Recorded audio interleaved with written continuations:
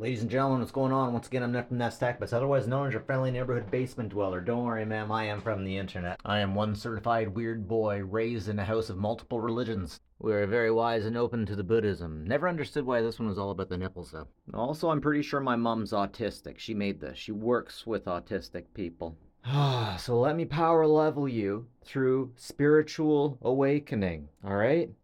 Hang on to your hats. So here's the thing. I started off my quest with Christianity and whatnot, and one thing that always got me was that we had to listen to God and everything He said, regardless of whether it was right or not.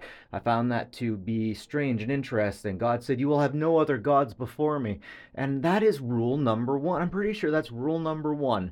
Uh, in the Ten Commandments. Anyways, I thought, this is strange. What's up with that? Anyways, the Christians told me all these horrible things about what pagans did. And at this point, I went from Catholic to Baptist because that's the way my schooling went. And man, these Baptists told me some crazy things about what pagans do because we were in the satanic panic just after. And there was a lot of people within my Baptist school that heard way too much about the satanic panic. They were not all there mentally, and they got into it a little bit.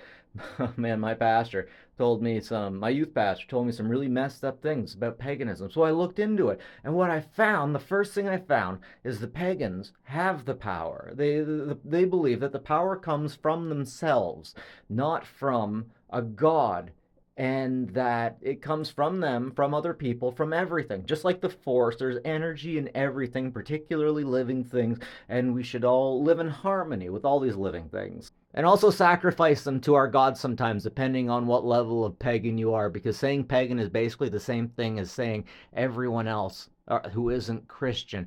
Kind of like Jew versus Gentile. If you're not a Jew, then you're a Gentile. Now, one thing you have to understand about all of this is the Abrahamic religions, Christianity, Muslims, and Jews all worship the same God. They just worship them differently. But all of them believe, above all else, that God is powerful. And no one should check him. No one should question him, her, it, the Trinity. Now, the Trinity is a basic Catholic belief that the Father, Son, and the Holy Spirit are all the same thing. I think that's BS. We can argue about that forever, but that's not the main point. The main point that I want to get at is that everything has energy.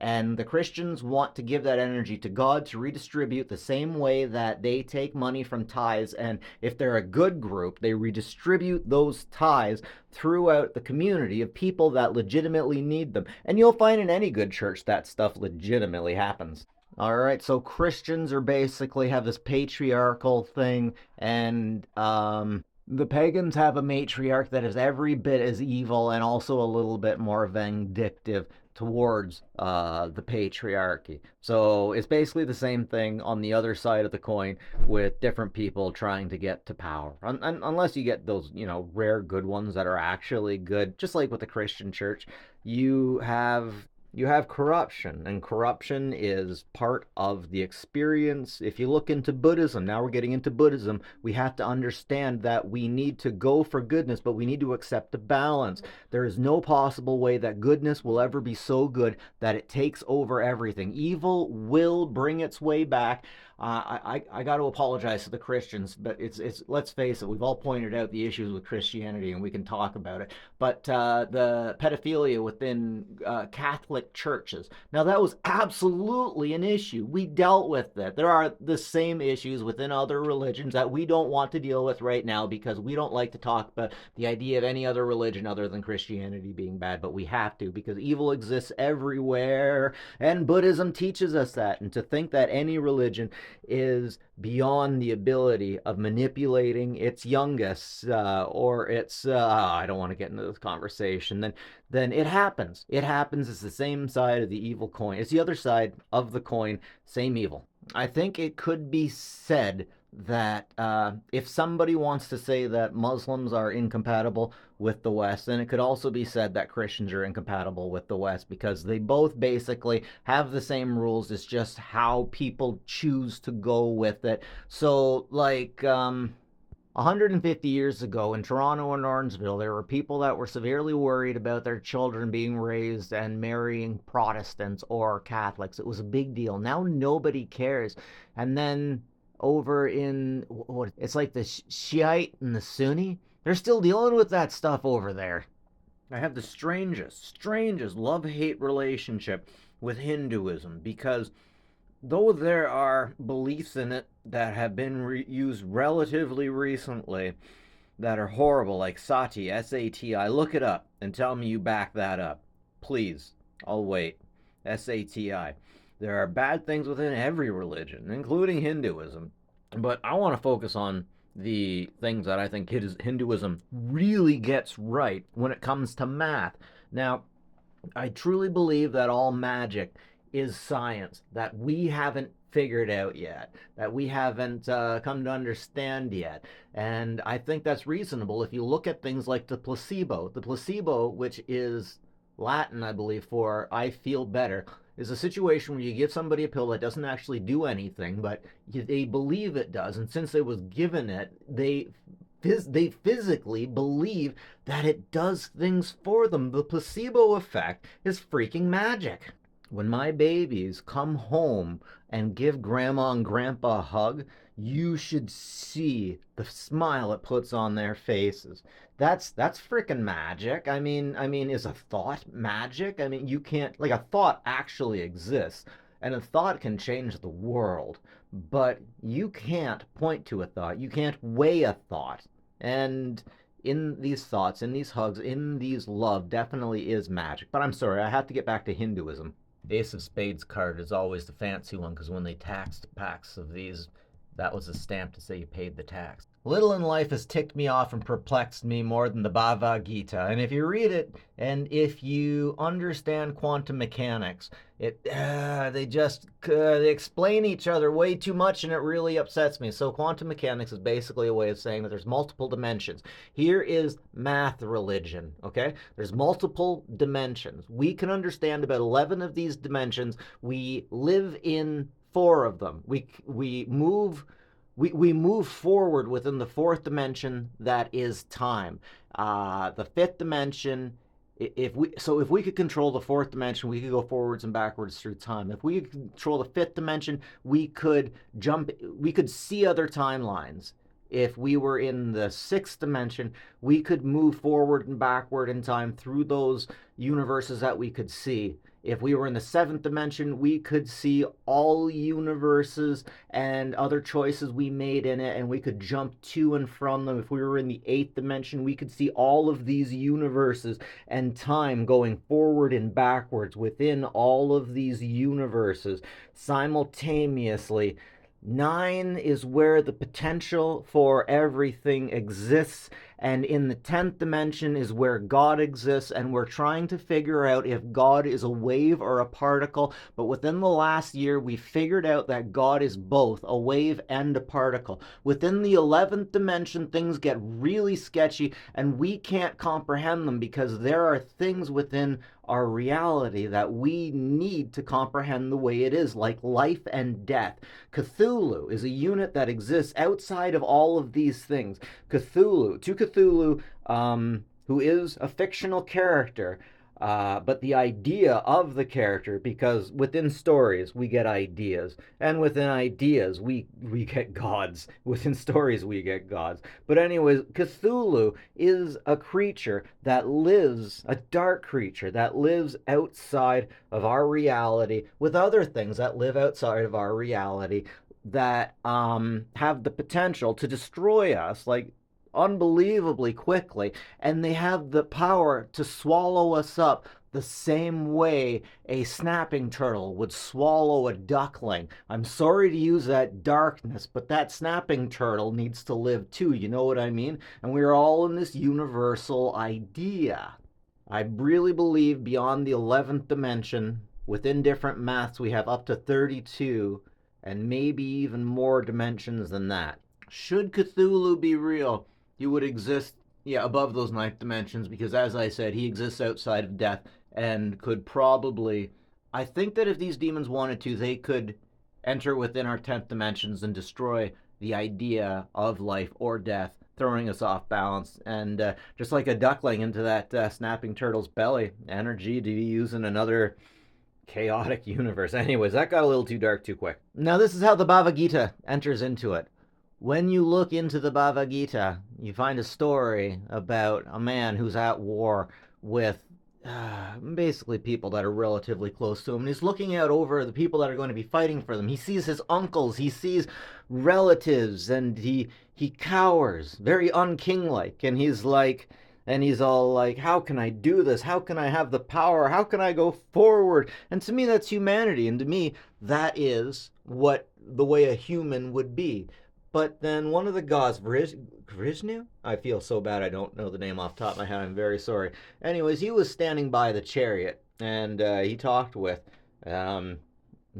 with this general, and he told the general that, "Hey, I'm God, and I'm going to show you everything." Now, I'm butchering this story. I am butchering this story, and I suggest that you look it up, because in looking it up, you might get more meaning to it than I do.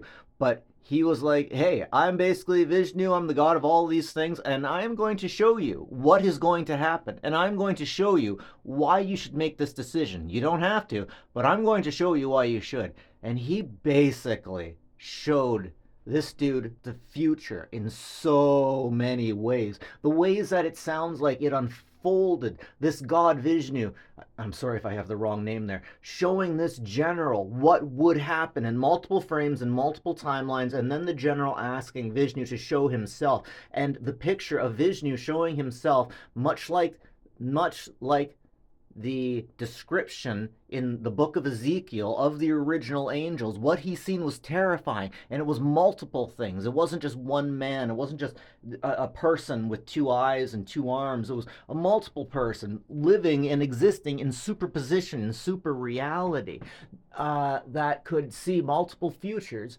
multiple outcomes, multiple dimensions, and knowing that he had the ability to do all of these things, as long as, now here's the interesting thing, as long as something so small as a mortal makes the decision. The mortal has to make the decision, and that is a very important thing in all of these stories. Satan writing a contract, Adam and Eve choosing to eat from the tree of life. I know there's so many more, but ultimately all of these stories show, many of them show humans deciding to have this kind of fate. God's wanting a kind of fate and leading humans into it, and humans needing to decide.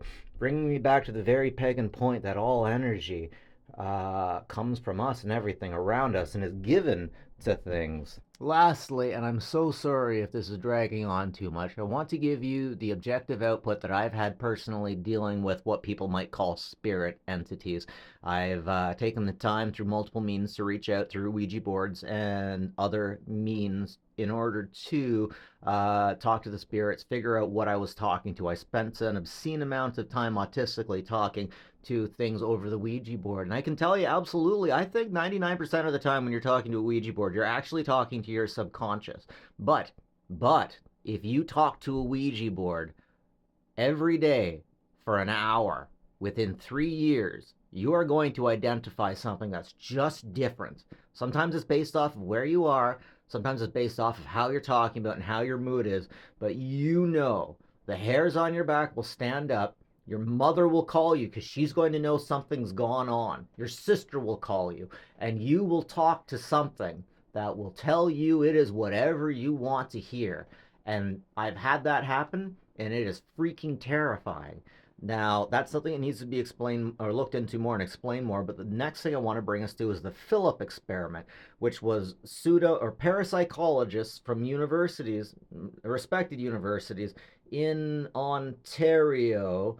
I'm honestly surprised that we haven't put more money into figuring this out. But basically, the Philip experiment was a way that people got together, normal people got together, and found a way to legitimately make knocks on a table that nobody else was doing. They created a spirit. They gave it a story. They tried to talk to it. They heard knocks coming from it that could be reproduced inside of the city TV and global TV news outlets. They got it on camera. They got it on camera. They got it on camera. Why aren't we funding this? Why aren't we doing anything with this? So what I legitimately think happened there is they eventually kited. They figured something out and kited one of these spirits, to communicate with them constantly. Now, one part I've never been able to back up, but remember reading about when I was really young, is that people and janitors would see Philip. Those Philip didn't exist. They made up what Philip looked like in his story.